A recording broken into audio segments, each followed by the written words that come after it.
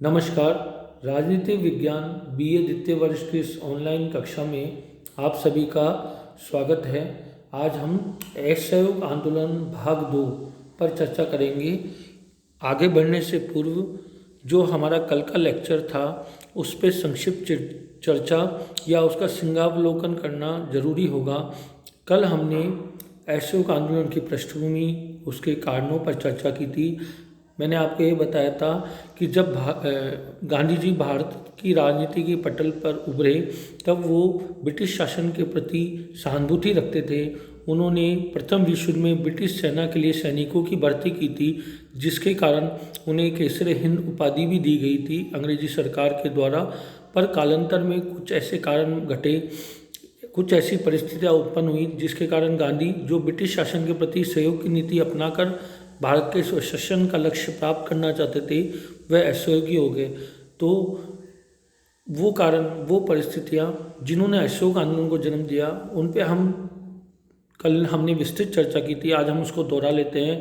पहला है प्रथम विश्व युद्ध के बाद उत्पन्न परिस्थिति और ब्रिटिश सरकार की भारतीय जनता के प्रति उदासीनता और प्रतिक्रियावादी नीति।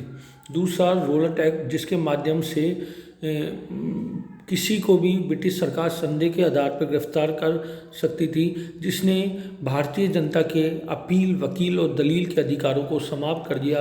रोलट सत्याग्रह के विरुद्ध में पंजाब के जलियांवाला कांड में जो सभा हो रही थी और उस सभा में जनरल डायर के नेतृत्व में जिस तरह निहत्थे लोगों पर गोलीबारी की गई और बड़े पैमाने पर गोली मारी गई, वो उसके बाद हंटर कमेटी की रिपोर्ट में जिस तरह जलियांवाला बाग कांड में दोषी डायर को दोष मुक्त ठहरा दिया गया, इन सब कारणों ने गांधी जी और भारतीयों के मन में असंतोष उत्पन्न कर दिया।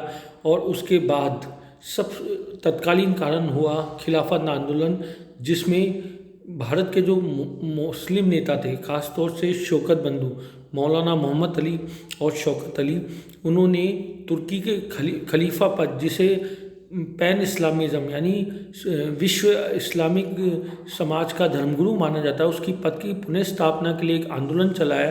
तो गांधी ने उनके आंदोलन को समर्थन दिया और असहयोग आंदोलन की एक मांग के रूप में उसे भी स्वीकार किया। इसके पीछे गांधी जी के दो मंतव्य थे।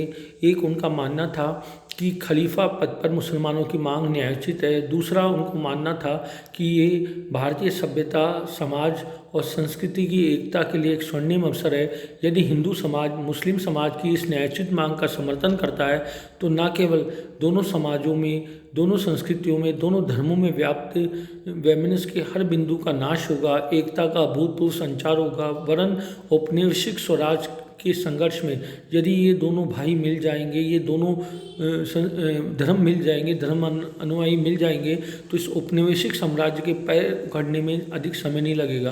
तो इन सब कारणों और मांगों के फल को मद्देनजर रखते हुए गांधी जी ने कांग्रेस का जो कलकत्ता में सितंबर में सम्मेलन हुआ था, उसमें असहयोग आंदोलन का प्रस्ताव रखा। कांग्रेस के जो पुराने नेता थे, लाला लाजपत राय, तिलक आदि ने इसका विरोध किया, लेकिन फिर भी गांधी जी का प्रस्ताव भारी बहुमत से स्वीकृत हो गया। दिसंबर 1920 के नागपुर अधिवेशन में कांग्रेस का प्रस्ताव पुनः बहुमत से स्वीकृत हुआ। अधिवेशन में एक प्रस्ताव प्राप्त कर गांधी जी को शांतिपूर्ण और अहिंसक आंदोलन प्रारंभ करने का समस्त अधिकार दे दिया गया। देखिए, हमें जो हमारी तैयारी होती है वो केवल महाविद्यालय स्तर के अनुरूप नहीं होनी चाहिए। राष्ट्रीय आंदोलन हर प्रतियोगी परीक्षा में पूछे जाने वाला एक इम्पोर्टेंट विषय है।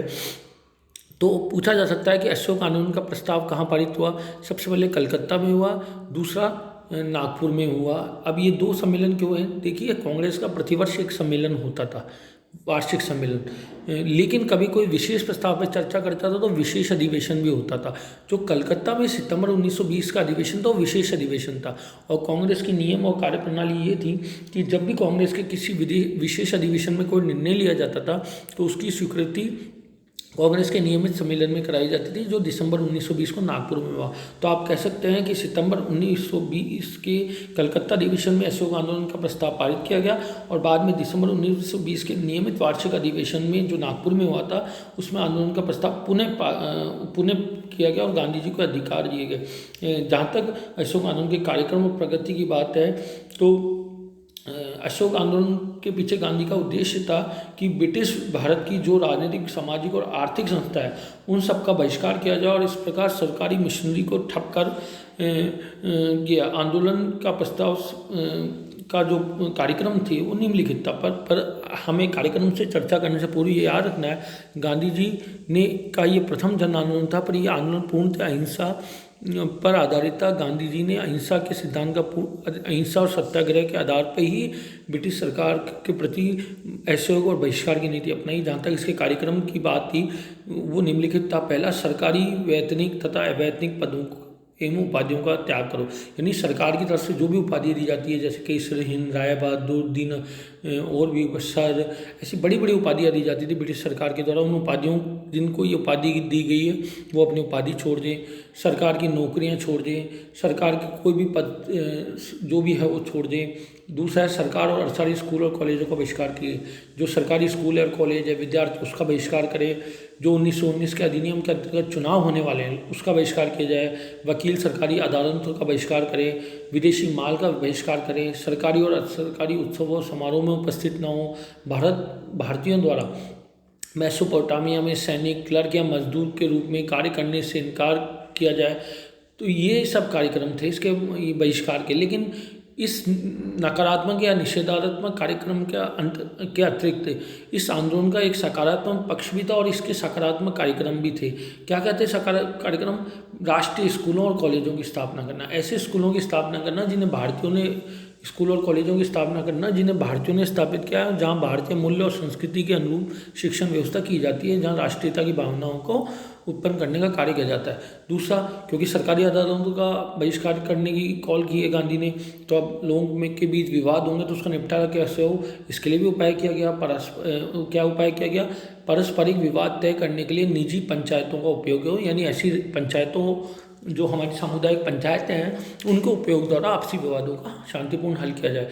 विदेशी का बहिष्कार का कॉल दिया तो सकारात्मक कार्यक्रम भी दिया जाए। स्वदेशी का प्रसार किया गया, स्वदेशी का प्रयोग करो। आप तो जानते गांधी जी चरखा चलाते थे, सूती वस्त्रों का प्रयोग करो, हस्तकरघा और बुनाई उद्योग का जीर्णोद्धार हो, और सबसे बड़ा महत्वपूर्ण काल था अस्पृश्यता का अंत करो। जो ये छुआछूत है, जाति के आधार पर लोगों से भेदभाव किया जाता है, उसका अंत हो। तो ये कार्यक्रम के नकारात्मक या निषेधात्मक पक्ष भी थे और सकारात्मक भी कार्यक्रम था, दोनों तरह का कार्यक्रम था। आंदोलन का जो सूत्रपात है वो 1 अगस्त 1920 को हुआ, और 1 अगस्त 1920 दो तरह से हमारे महत्वपूर्ण है। 1 अगस्त 1920 को ही तिलक का निधन हुआ था, और तिलक के निधन की तिथि से ही गांधी जी ने उनको श्रद्धांजलि देते हुए आंदोलन शुरुआत किया।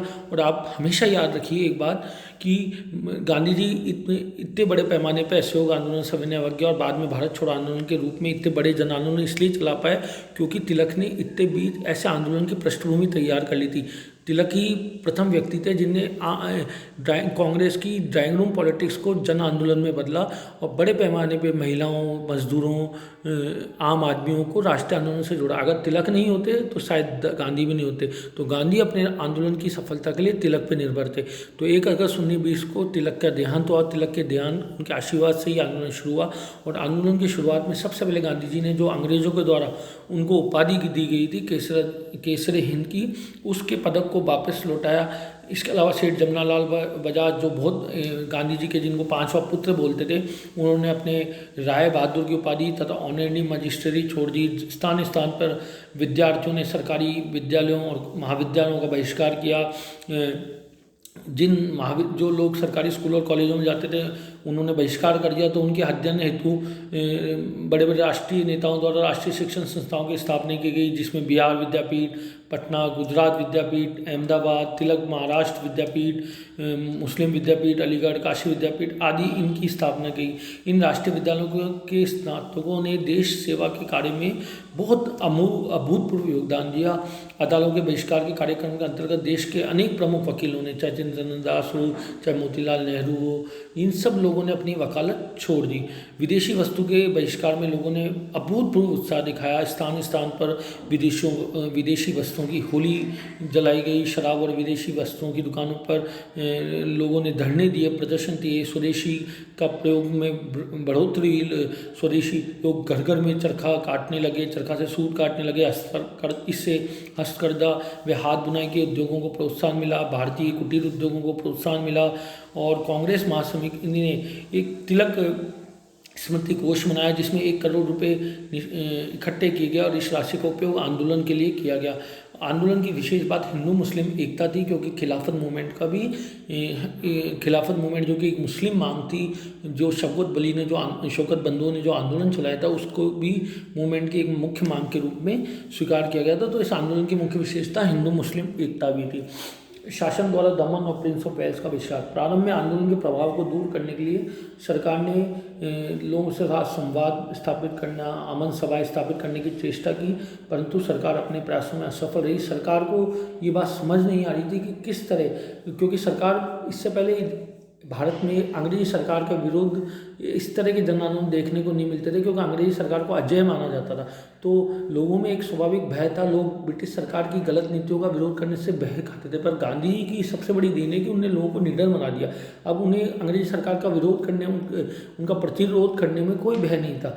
तो अंग्रेजी सरकार को समझ में नहीं आ रहा था कि इतने व्यापक ऐसे जन आंदोलन जिसमें महिलाएं हैं, जिसमें वृद्ध हैं, जिसमें श्रमिक है, जिसमें आदिवासी है, जिसमें ग्रामीण है, जिसमें शहरी मध्यम वर्ग है, तो इनका सामना कैसे किया जाए। तो इसके दमन के लिए अंग्रेजी सरकार ने जो राजद्रोह अधिनियम है उसका खुल के प्रयोग किया। लोगों को पकड़ना प्रारंभ किया, नेताओं को पकड़ना प्रारंभ किया। बड़े बड़े लाला लाजपत राय, मौलाना मजरूल हक, डॉक्टर राजेंद्र प्रसाद, तेजबंधु चिन्नदास, इनको जगह जगह जाने से रोका गया। इन पे शक्ति का प्रयोग किया गया। नानक काना कांड हुआ जिसमें गुरुद्वारों पे कुछ इकट्ठे हो गए और उन पर पुलिस ने गोलियां चलाई गई। लेकिन कुछ भी करने के बावजूद लोगों का उत्साह खत्म नहीं हुआ। 1921 में अली बंधु को गिरफ्तार कर लिया गया, लेकिन फिर भी आंदोलन अपनी पूर्ण मनोयोग, पूर्ण शक्ति के साथ चलता रहा। सितंबर 1921 तक चित्तरंजन दास, मोतीलाल नेहरू, लाला लाजपत राय, मौलाना आज़ाद, गांधी जी के अतिरिक्त सभी कांग्रेस के जो सभी प्रमुख नेता थे उन सभी को गिरफ्तार कर लिया गया। इस समय गिरफ्तार व्यक्तियों की संख्या 60,000 हो गई थी, लेकिन लोगों का जो उत्साह था वो उत्साह कम नहीं हो रहा था। इसी बीच 17 नवंबर 1900 को प्रिंस ऑफ वेल्स मुंबई उतरे। आप प्रिंस ऑफ वेल्स जानते कौन होते हैं? जो ब्रिटेन के राजा होते हैं या महारानी होती है, उनके जो पुत्र होते हैं, जो उनके साम्राज्य के उत्तराधिकारी होते हैं, उन्हें प्रिंस ऑफ वेल्स के नाम से जानते हैं। तो नवंबर 1921 को ब्रिटेन के राजकुमार शासन के उत्तराधिकारी प्रिंस ऑफ वेल्स मुंबई उतरे। तो कांग्रेस के आह्वान पर मुंबई में लोगों ने उनका स्वागत हड़ताल से किया। कलकत्ता और अन्य स्थानों पर भी प्रिंस के स्वागत हड़ताल और विरोध प्रदर्शनों से किया गया। रजनी पामदत्त, जिनकी इंडिया टुडे एक पुस्तक है, आपको पढ़ना चाहिए, राष्ट्र आंदोलन पे बहुत अच्छा लिखा है इन्होंने, एक बहुत अच्छी, आपको कभी भी राष्ट्र आंदोलन को विस्तृत से पढ़ना है तो विपिन चंद्र और रजनी पामदत्त, जिनकी रजनी पामदत्त की पुस्तक है इंडिया टुडे, उसको आपको अवश्य पढ़ना चाहिए। आपको एक राष्ट्र आंदोलन को लेकर एक नई दृष्टिकोण मिलेगा। तो रजनी पामदत्त ने कहा है कि जनता की नफरत का ऐसा व्यापक और सफल प्रदर्शन कभी नहीं हुआ। जनता के अभूतपूर्व उत्साह और ब्रिटिश सरकार के दमन को देखते हुए आंदोलन के अंतर्गत कोई नवीन कदम उठाना जरूरी हो गया।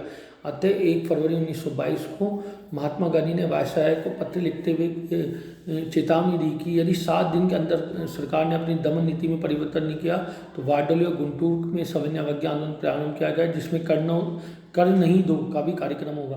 तो गांधी जी ने चेतावनी दी। गांधी जी भारतीय जनता को और भारत के राष्ट्र आंदोलन में लगे लोगों को भी आशान्वित करते गए कि यदि हम ऐसे ही मनोयोग से डटे रहे तो ब्रिटिश सरकार भारत की न केवल खिलाफत की समस्या और भारतीय मांगों को पूरा करने के लिए बल्कि भारत के स्वराज या स्वशासन के जो संकल्प है, जो हमारी मांग है, उस समस्या का समाधान करने के लिए भी कुछ ना कुछ कदम अवश्य रूप से उठाएगी। तो जनता का उत्साह अभूतपूर्व था।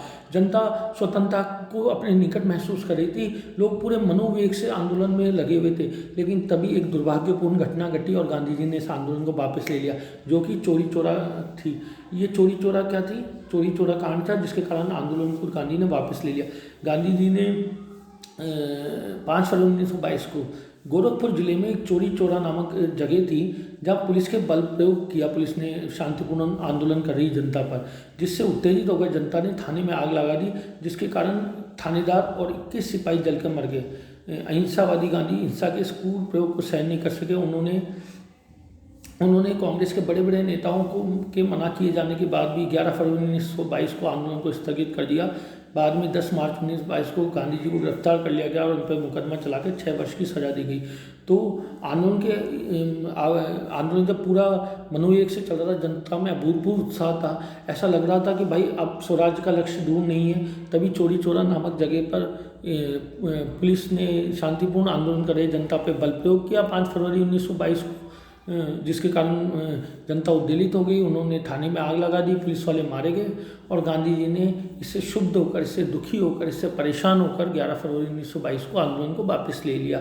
आंदोलन के इस आकस्मिक स्थगन का कांग्रेस के नेताओं द्वारा और भारतीय जनता द्वारा तीव्र विरोध किया गया और ये विरोध स्वाभाविक भी था। मोतीलाल नेहरू, लाला लाजपत राय ने जेल से लंबे पत्र लिखकर गांधी जी को किसी एक स्थान के एक पाप के कारण सारे देश को दंड देने के लिए आड़े हाथों लिया।